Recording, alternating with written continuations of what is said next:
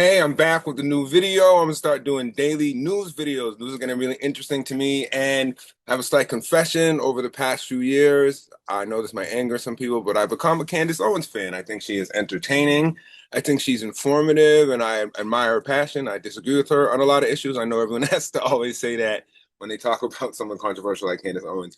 But so I was watching the show on Friday, and she brought up a character by the name of Blake Neff, and Blake Neff apparently is working for Talking Points USA and is hosting the Charlie Kirk podcast. Even though Charlie Kirk is dead, he's using his name to promote his podcast. And I remember Blake Neff. I remember him from when he got fired from Tucker Carlson for making racist remarks. And I think that why in the hell did they hire him? You know, you could just Google him and find out this kind of controversy and find out he's not a very Christian, not a very loving person, and he's a very hateful person. So let's look at some of the comments he's made and analyze them and how it relates to him showing a lot of hatred towards a black woman like Candace Owens and demanding that she debate him and leave her 4 kids and her podcast and come debate him, who's this uncharismatic, unpopular person. And obviously, Candace is extremely charismatic, extremely popular. So let's look at what Blake Neff had to say. Okay, let's go right here. Share. Boom. All right. So Blake Neff, he went to Dartmouth University, which is a big hotbed for like intellectual racists. I hate Dartmouth. I went to Columbia. And so while he was there, he would post on this forum. It's kind of like a little 4chan-ish forum called AutoAdmit. So it's for law students, but it's like for racist law students. So all the law students who didn't get into their top law school and blame black people for affirmative action, not the hundreds and thousands of white people who got in or the Asians who got in or all the donors' kids who got in. So he posts on this AutoAdmit forum. And this isn't like when he was like a young man. This was like recently. This was like 2020. This is when he got fired. So Wikipedia calls AutoAdmit a massive forum for bizarre, racist, anti-Semitic, and viciously sexist postings mixed in with posts generally related to law school. Neff's username on the forum was Charles XII, a reference to Charles XII of Sweden, a king known for his military victories and who abstained from sex and alcohol. Neff, a history buff, interested in wars and battles, has repeatedly disclosed on the forum that he rarely drinks, and the post story said he rarely dates. So I think they're kind of implying he's a little incelish. I don't think that Charles XII of Sweden was an incel. I think like he he just he was a king, so I get, but a whole bunch of women were probably throwing themselves at him. But he was either asexual or homosexual and just not interested in women, rather than incels who are interested in women, but they feel like society has turned against men and forced them not to have sex. And, you know, okay. So he would post on a few threads. So there was one thread, and the thread said, "Would you let a jet black Congo N-word with the hard R do LASIK eye surgery on you for 50% off?" Now, Blake didn't post that, but he's responding to his racist friends on the forum, and he says, "I wouldn't get LASIK from an Asian for free, so no." Then Blake Neff also says, "Black dudes playing Call of Duty is probably one of the biggest factors keeping crime down." And this is a very common right-wing racist talking point associated with black people with crime. And there might be more crime in the black community, but the vast majority of African Americans are law-abiding citizens. And they always want to throw out statistics of black people in jail or black people committing homicide. The biggest cause of firearm deaths or deaths that isn't like car accidents or heart disease is suicide. And the biggest people who are committing suicide are white men. White men are committing suicide at a way faster rate than black people are killing other black people, but we never talk about that. And I'm not saying this to, you know, mock white people. I think it's something we should all work on. We should all work for suicide prevention. But you have all these racist people who don't care about their own community. They don't care about the drugs that are killing people in their community. They don't care about the domestic white on white violence. They just want to make black crime against white people or black crime in general like their big boogeyman. So he's a big proponent of anti-black people because they're criminals. And all right, and here's another post he made. He says, honestly, given how tired Black people always claim to be, maybe the real crisis is their lack of sleep. I guess this is a joke because Black people will say we're tired of racism or we're tired of poverty or we're tired of propaganda. And he's saying, oh, all these Black people are tired because they can't sleep. So I guess you could call it a joke. It's a racist joke. I don't know. On the racism scale, I would give it maybe a 3 out of 10. Not that crazy. And then he also would say the only people who care about changing the name of the NFL's Washington Redskins are white libs and their university educated pets. So I think he is calling people of color, Black people, Latino people, Asian people, pets of white liberals. So there's a whole like kind of racist meme that goes around called he didn't do nothing, right? So and it's if a Black person gets caught doing a crime, they say he didn't do nothing, and it's really funny. And these white racists focus on Black crime a lot. It's their big joy. They don't focus on the drug addiction or the suicide in their own community. They focus on Black people, and they promote these viral videos. So he had urban business idea called He Didn't Do Muffin. Ha ha ha. Again, it's a racist joke. Muffin, nothing. And then he says one of the foods they would have would be Sandra Bland's sugar-free shortbreads. So Sandra Bland was a Black woman who was killed by the police. It was, happened during the Black Lives Matter era, and a lot of people were upset about it. And I was never personally a big Black Lives Matter supporter, but I think it is definitely wrong to mock people for being murdered, mocking a dead woman. And I think what Neff is doing is you have a kind of divide and conquer system on both sides with, certain people on the left, the Democratic Party promoting Black Lives Matter. What they really want to do is they want to create division between working class people of African American heritage, working class people of Caucasian heritage, immigrants. So they want to divide poor and working class people, and Blake Neff is fitting right into this. So there was another thread that said, we should just buy Canada and kick the Canadians out. To which Blake Neff replies, okay, but what do we do about the millions of Chinese people? So he's racist against Chinese people too, Chinese people, Black people. But here's the worst, right? This is where I kind of draw the line, and he called Mormonism an inherently cucky religion. You listen, you could talk bad about Black people, you could talk bad about Asian people. Like, you do not talk bad about the Mormons, man. That's, word to Mitt Romney. Like, don't do that.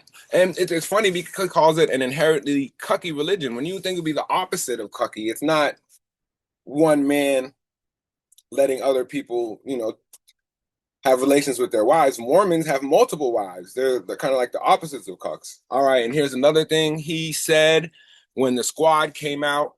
He said, the Squad, which was AOC, Ilhan Omar, and Ayanna Pressley, and Rashida Tlaib, all of them are big targets by the right, some racist, some not.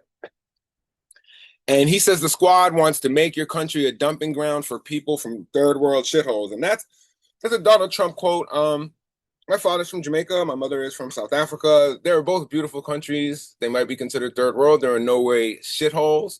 I think this is, I don't know how racist this is. It's definitely very xenophobic. A lot of these third world countries, or maybe most of them, definitely have people of color immigrating in. So he is a xenophobe and a racist. So now this is a thread.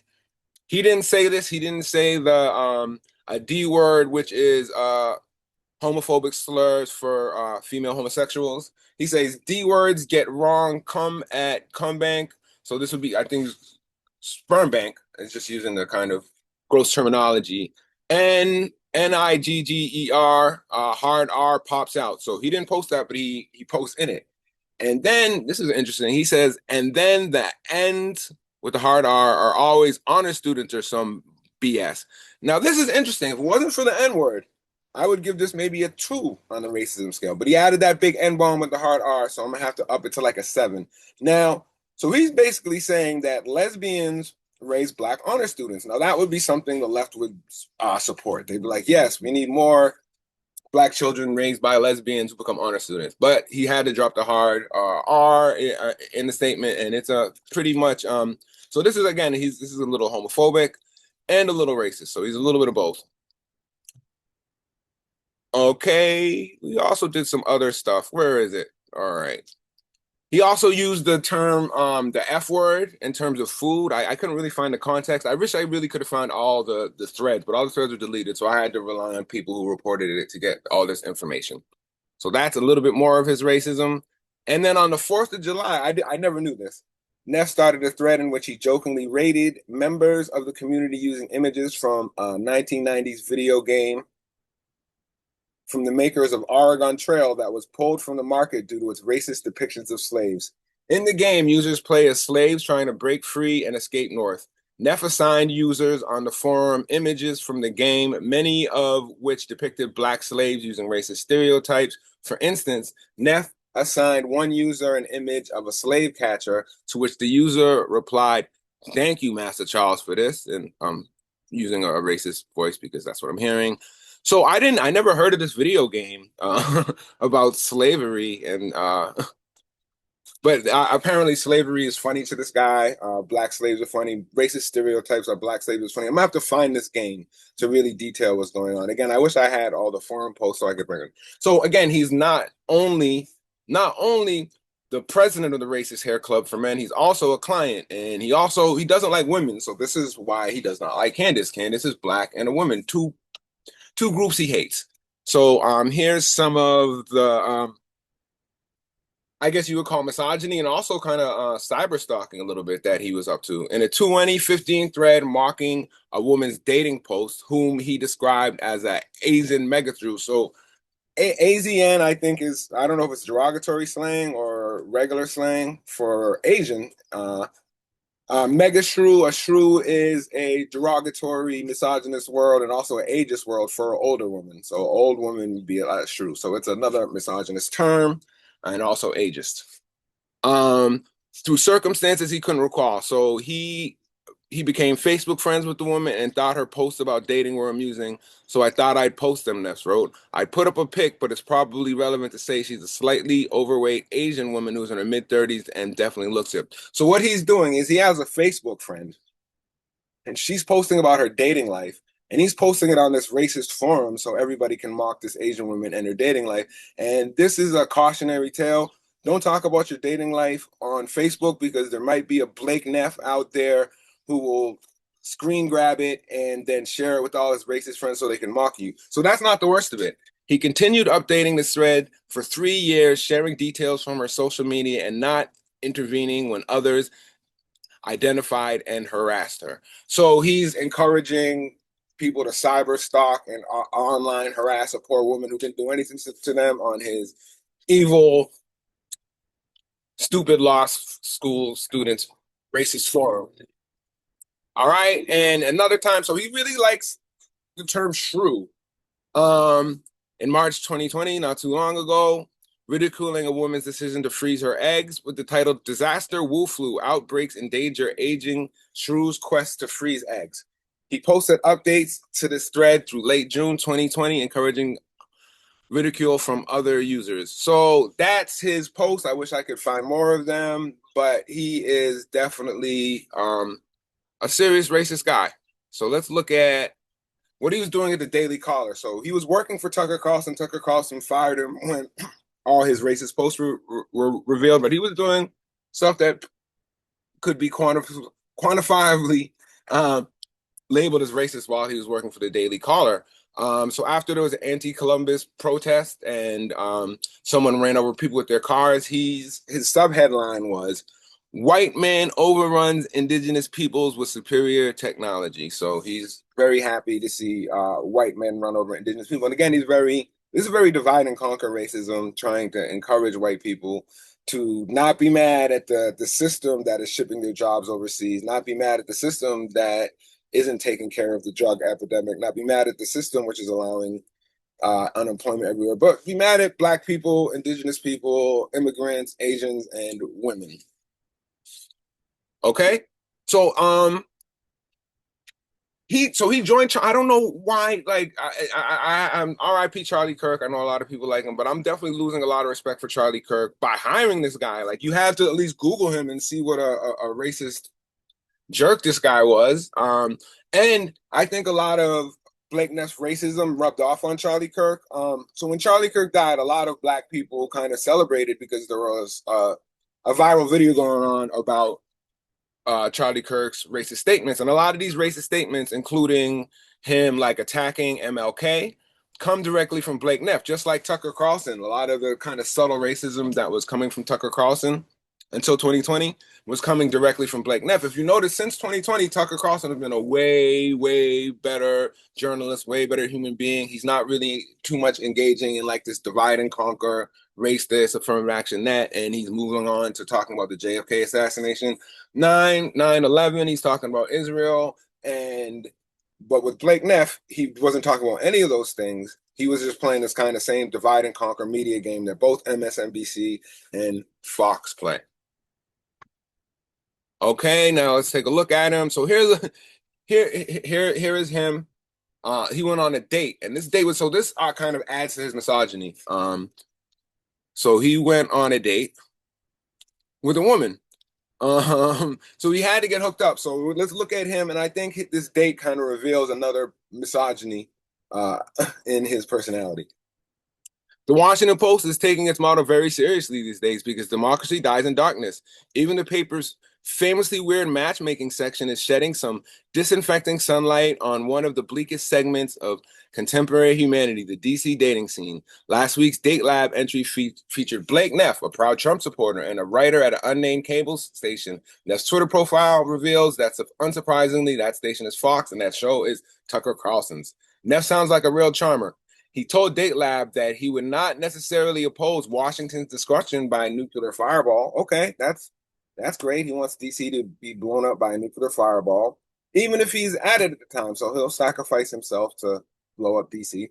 And he likes virtuous women who value their families over ambitious career goals. He also says he doesn't date much. Strange. So not dating again, going back to the kind of incel vibe that they were hitting at earlier. Data Lab writer. All right. So, and then later he says, so we're going to scroll down. When Date Lab asked about his interest, Neff replied, most of my hobbies allow me to escape women. So he's trying to escape women. He does not like women. He does not like black people. He does not like Candace Owens. I've seen interesting videos about how fast he ran, and I guess he's breaking racial stereotypes there by running faster than Usain Bolt when Charlie Kirk was shot. So, let's give this Blake guy some credit. But so that's it, man. That's Blake Neff for you. I don't know why he would call out Candace Owens with all the dirt he has under his name, and I don't know why Charlie Kirk ever hired him. I think he is one of the reasons why a lot of black people don't like Charlie Kirk is because of the kind of racist rhetoric that he was getting directly from Blake Neff, just like Tucker Carlson was getting the racist rhetoric here. But I would hope that Charlie Kirk, like Candace Owens, would have rose above the kind of divide and conquer, left, right, black, white, gay, straight, Christian, Muslim, all the ways they try and divide us so that the 1%, the deep state, the CIA can control us all. So if you made it this far, subscribe, share it, share the video, subscribe to my channel, or don't, if you want more content, you've watched this much, and like the video, share it with your friends, and let's F Blake Neff, go Candace, find out who killed Charlie Kirk. Peace.